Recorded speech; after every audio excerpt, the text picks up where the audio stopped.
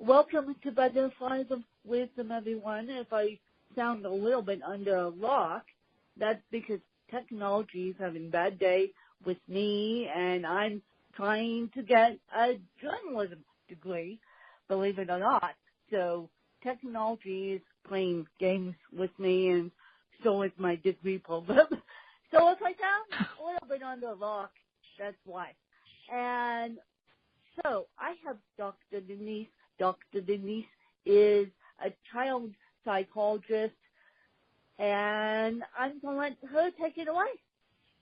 Oh, great. Thank you, Wynn, so much for having me on your show. I was very fortunate to listen to some of your shows this week, and I'm so excited to be here. And I think you wanted me just to tell a little bit about who I am. I'm Dr. Denise McDermott. I'm an adult and child psychiatrist. I'm also a mom. I host my own show, the Dr. Denise Show. And I've been very fortunate when I've been in practice for over 20 years. And I've worked with thousands of children, teens, and adults. And I've seen people go from a place when they come to me of maybe being in a mental health crisis to seeing things stabilize and to being part of their Thrive plan. So I'm very, very passionate about prevention, well-being, and choosing words and really being in a healthy mindset to have your best day and your best life, regardless of your situation, whether it's a mental health issue or a physical issue. And I believe that there are no coincidences as, how we meet different people. And I'm so excited to meet you, Wynn, because I really believe you're a kindred spirit in the sense of championing positive thinking. And it was really cute when I was listening to one of your shows. You're like, sometimes I'm too positive. And I thought, oh, my God, I'm so her friend. I get it. I like to look at the positive. And, I acknowledge things when people are feeling depressed or sad or anxious or have attention issues or sensory issues or come to see me. However, it's really amazing when people can sort of step into their own power and, use different people along the way, whether it's a doctor, a physical therapist, an occupational therapist, to help them get to their Thrive plan. So, like you, I'm super passionate about reaching out to people, and I launched my own content-driven site a year ago, and I've evolved on social media, and so I'm also on Twitter and Facebook with positive messages and tips and tools on mental health for people, and here I am on the show today with you. And I had the privilege and honor of being interviewed by Dr. Denise, too, on her show about, I guess, positive mindset. I guess that's what we're going to talk about. But for those who are listening to this podcast, and it's after 9/11, and, of course, we're dealing with Hurricane Harvey and Hurricane Irma and all that good stuff. And they're in the negative mindset, oh, woe is me. What am I going to do? My house is flooded. What am I going to do? How would you say, Dr. Denise, to get them out of that negative mindset? Well, first of all, I just really want to pause because, mentioning 9/11, Hurricane Irma, Hurricane Harvey, I know for a lot of people when we hear words and thoughts, whether we were there at the scene and possibly losing loved ones or our home is destroyed, it's a lot of trauma and it's a lot of, of course you have to have the human experience and let yourself have your feelings of sadness or anger or disappointment or why me. So I think it's really important when in any situation we're talking about, being here in the now of what's going on in the world. I think as a humanity, we need to honor that there are unimaginable things happening right now and let ourselves actually really truly feel the feelings. And then the way to shift it, I think what we need to do is everyone has to respect their own personal situation and journey and soul journey and neuro style, because not everyone, some people have the resiliency and the mindset to ride the wave and be like, okay, I just lost my house, no big deal, I'm still alive. Whereas for some people, if they're very much into physical, sort of a physical space that helps define their inner world, losing their home can be quite traumatic, where it could take, months or years even to recover from a trauma like that. So I think the most important thing I want to say is that everyone has their own unique reaction when we have stress, when we have trauma. And so, if you gave me a specific situation where a person came in, I would pretty much soul to soul connect with them and hear, what their belief system is, validate the sadness or the loss, but then I would shift into some neutrality. And one of the biggest ways to shift from a negative mindset to a positive mindset is, let yourself, step one, have your feelings. You're human. You're allowed to be sad. You're allowed to be angry. But then I think it's very important to pause and then count all you can say blessings, you can say gratitude. I believe the vibration of gratitude. I love to start in the morning with some thoughts of everything I'm grateful for and grateful for all my followers and people that I'm meeting. And then when we stay in a place of grace throughout our day, even if something is tough, so like let's say someone's having a physical ailment and, maybe their shoulder's hurting, but then they can think, well, but I can still walk, I can do this, it's going to heal. So I think it's important to reframe the thinking and look at all the things that are going right and then come up with an action plan for solving whatever's going on. And so, back to your point, I just want to say to everyone out there, I have been myself as a doctor, and I would say as a healer, I have been really taking time to imagine white light all around Earth. And I've been sending so much love. Whenever I see anything on the news or social media, I try to pause and I try to stop. And then I think, is there anything I can do right now?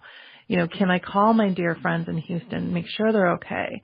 Can I donate to a charity? Can I give school supplies to our school? Actually drove supplies to Texas. We adopted a sister city in Texas, Cleveland, Texas. So, have the feeling, reach out, connect with another human being, and then take action. Do something positive. And then once you do that, the things I just talked about, you're letting yourself have the feelings, you're letting yourself ride the wave, but then you're saying to yourself, what can I do? So you don't feel powerless. So you come into a place of empowerment.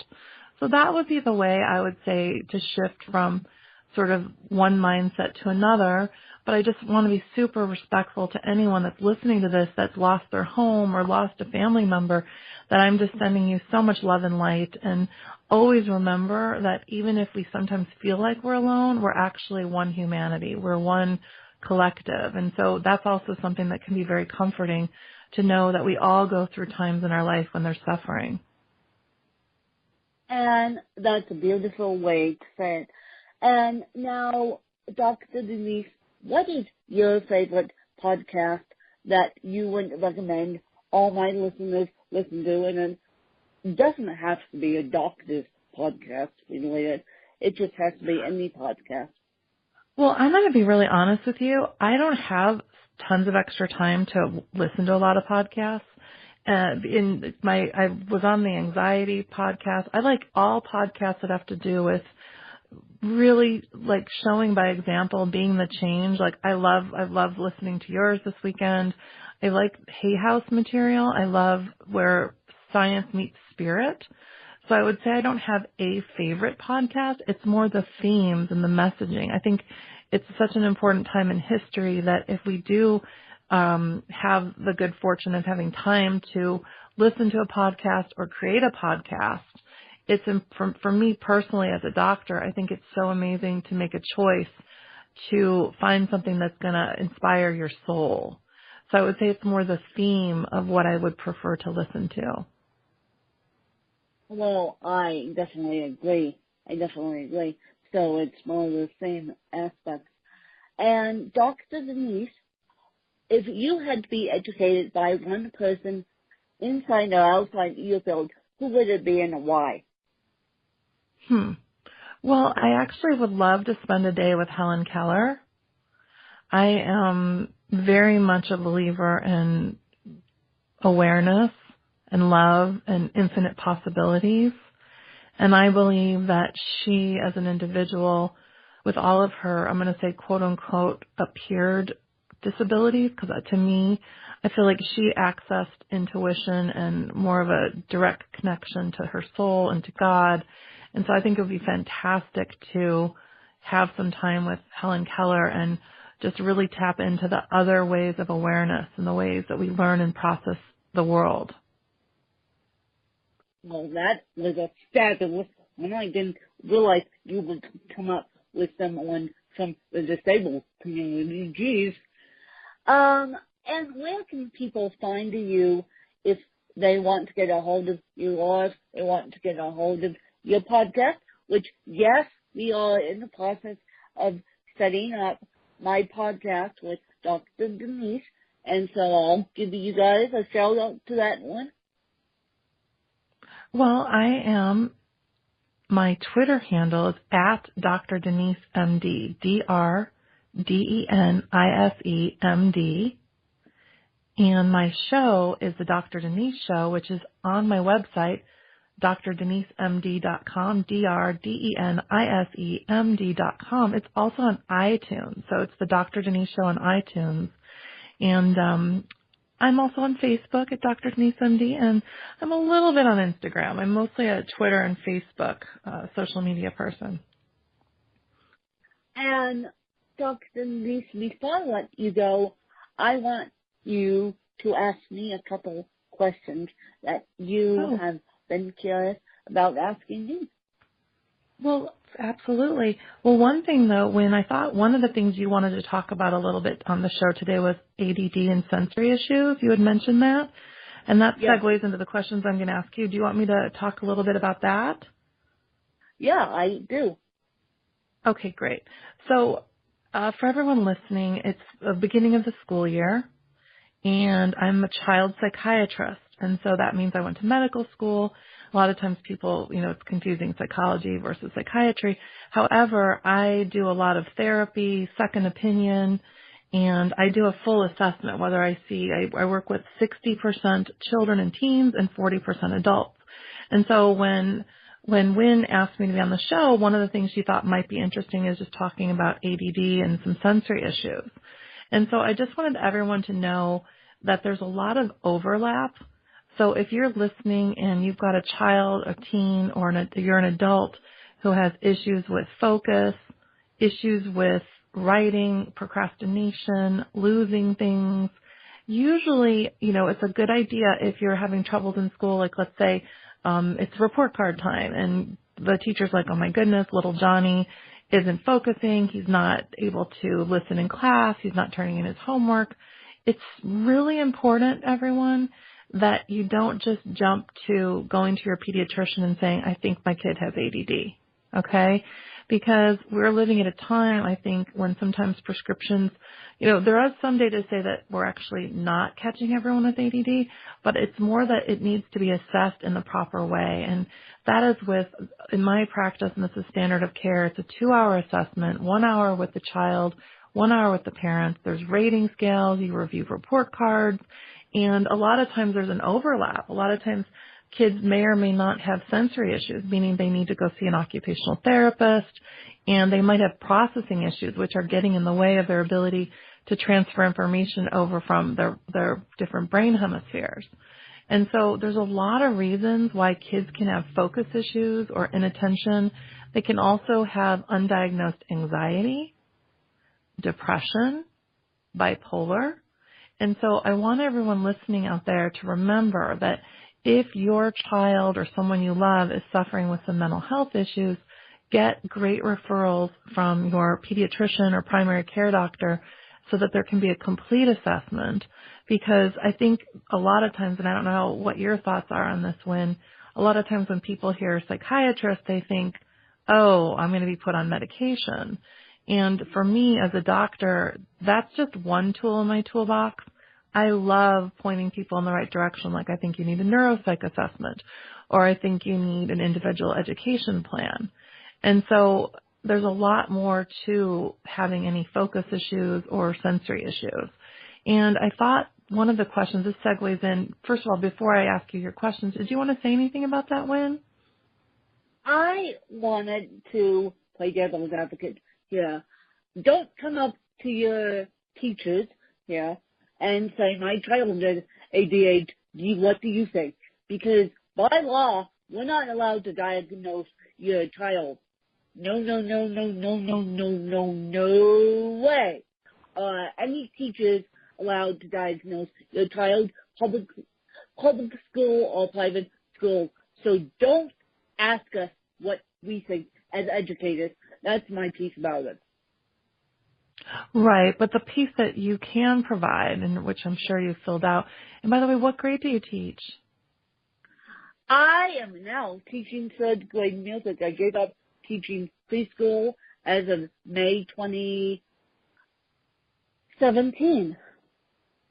Nice. So what I do is I have the teachers fill out rating scales, so it's not asking them to diagnose, but they're qualitatively describing the behavior they see in school, and then you get rating scales from coaches, from babysitters, from relatives, and so you really get a multi-dimensional view of your child. So I think teachers, by the way, oh my gosh, thank you so much for everything you do for our children. It's such an important part of our kids' life, and I'm really grateful for people like you and who are teachers. Well, thank you for saying that. We don't make enough too. I agree with you. I think teachers have to do a side income. It's funny you say that because I consider myself a full-time author and a full-time podcaster. I don't even consider myself a teacher. I teach on the side. Wow. So I noticed when I was listening to your show, I wanted to ask you, because I know people come to you because you're very inspiring. I wanted to ask you, what is the most common tip that you give your clients, the type of people who seek you out to help them shift from negative thinking into positive thinking? Well, if you have a dream, stick to it and just believe in your dreams. That's the most common thing I can give to anyone. Fantastic. And then I wanted to also say, as a teacher, even though you're not allowed to diagnose, and as a podcaster and as an author, how often do you work, in the world of people having mental health issues, sensory issues, focus issues? How common is that in your day-to-day work, whether you come across discussing that on your show? My day-to-day, it's very common because a lot of physical disabilities come with mental issues. And so my day-to-day work, keeping people positive, is very common. Right. And would you give a tip? One tip I would give is, I think a lot of people, if you're practicing mindfulness and you're really just in this moment right now, I think a lot of people forget that we all have our own unique neurostyle. We all process, we all perceive the world, and we also have our cultural belief system, our soul journey that's very unique.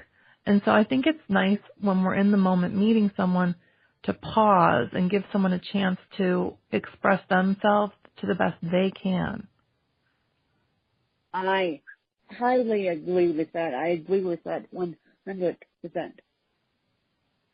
Good. Are there any other questions you had for me? No, I'm excited to get interviewed by you now because I think we need to break the stigma of these sensitive issues and these disabilities. You guys know that. You guys know I'm a huge champion for disabilities, not because I only have cerebral palsy. I am a huge champion for all you, Denise, and I love you dearly. And if you need Denise's help, all her information will be in the show notes. And go check out her podcast, and then we'll make it work for me to come on your podcast, Denise. Oh, I'm so excited to have you. And the one thing I want to say is, even the word disability, I like the word disorder. When I have to hand a patient the insurance form to get reimbursed, I don't look at them as having a disorder or like, oh, that's that the person that just walked out of my office with ADHD. I look at them as like, oh, there's John, and we're dealing with focus issues. And so I think what I love about our kind of kindred spirit thinking about things, Wynn, is that, we all have something that we're fighting every day. I think we all have our own unique battles. And I think science is really important and medicine's really important.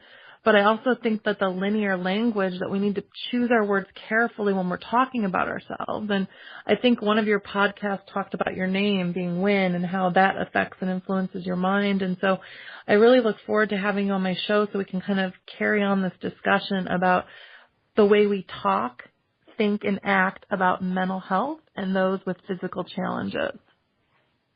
Well, I would love that to be my topic, and we'll carry on this discussion. And I appreciate you guys listening in. You guys will hear this episode today because it will come out today. Today's Tuesday, and you guys will hear this episode today. And we, Denise and I, appreciate your support. And thanks, you guys, for all your love and support as I get my journalism degree, and there's a team behind the scenes that's supporting me right now, and Melissa. You guys have been incredible.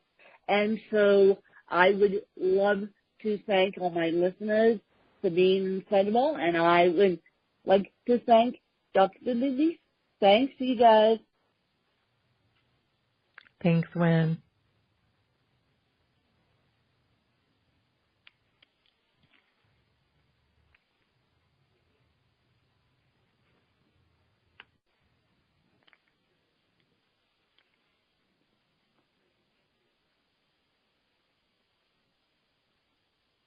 Hello.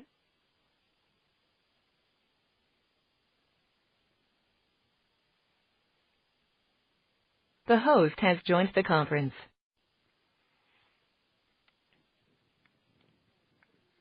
Hi, Melissa. Hi, good morning. How are you? Good morning. How are you? I'm so sorry about that. Because I'm underneath the rock of a textbook, this podcast has to go on a little bit of a hiding spell because I forgot I was doing an interview at 10 a.m. I'm so consumed by this schooling right now that I'm about to lose my mind. But how this is going to work is I'm going to obviously hit the record button and obviously introduce you, and then I'm going to let you take it away. Okay, I'm fine. I couldn't start until now anyway, so are we good? We're good. Let's do it. Okay, let's do it. But we're not live, are we? We are going to be live. Oh, okay. I just felt bad if there's any interruptions since I'm at school, but it should be okay right now. Let's cross my fingers. We don't have like a fire drill or anything. Yep. Better than Disneyland.